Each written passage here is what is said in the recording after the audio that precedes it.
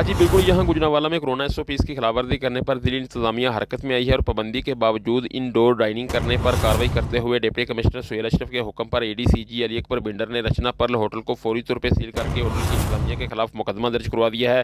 Seal किए गए रचना Perl hotel में शादी की तकरीब के दौरान मेहमानों को होटल के हॉल के अंदर बैठाकर खाना खिलाया जा रहा था, जिस पर महकमा सेहत की हदायत पर पाबंदी आयद है।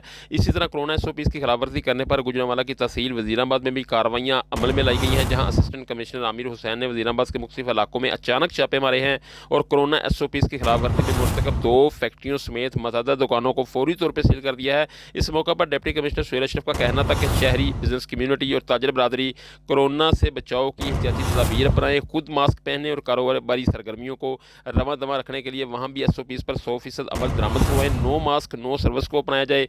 ज़िला इंतजामिया कोरोना वायरस के फैलाव को रोकने के लिए सख्त इक़दाम से हरगिज़ गुरेज नहीं करेगी। इंसानी जानों का तहफ़्फ़ुज़ यकीनी बनाने और कानून के नाफिज के मामला पर कोई समझौता नहीं किया जाएगा। जी।